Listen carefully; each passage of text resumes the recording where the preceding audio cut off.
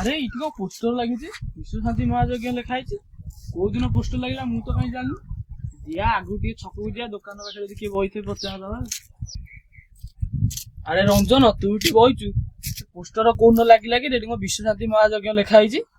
ଏଇ ଯୋଉ ପୋଷ୍ଟର ଯୋଉ ଲେଖା ହେଇଛି ବିଶ୍ୱ ଶାନ୍ତି ମହାଯଜ୍ଞ, ଆମ ଗାଁ ଯଜ୍ଞ କି ରେ?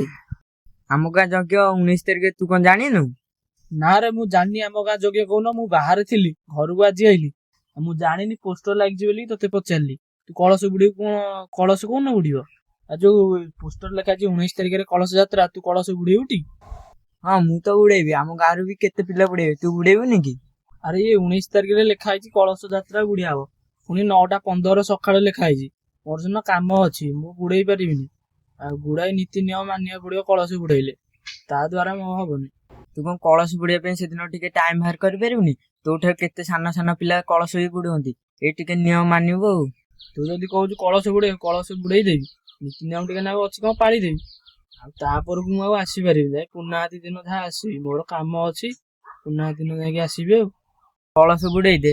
ଆଉ ତୁ ଯଦି କହୁଛୁ ଆଉ ଆସିପାରିବୁନି, ପୁଣ୍ୟ ଆଳତି ଦିନ 7ଟା ବେଳକୁ ଯାଇକି ଆସିବୁ ଆଉ। ନାଇଁ ସାଙ୍ଗ, ମୁଁ ଶୀଘ୍ର ଆସିପାରିବିନି। ସେଦିନ କାମ ସାରିକି ଆଇଲା ବେଳକୁ ଯାହା ବି ହେଲେ 8ଟା 9ଟା ହବ। ଶୀଘ୍ର କଣ ପାଇଁ ଆସିବି? କଣ କାମ ହବ ନା କଣ?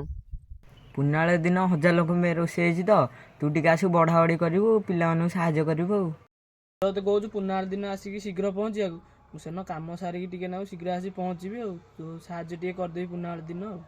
ଏଥର ଆମ ଗାଁରେ ଧୁମଧାମରେ ବହୁତ ଖୁସିରେ ଯଜ୍ଞଟା ହଉଛି, ତୁ ଟିକେ ଆସିବୁ ହେରି ଆଉ। ହଉ ସେଦିନ ଟିକେ କାମ ସାରିକି ପଳେଇ ଆସିବି ଆଉ।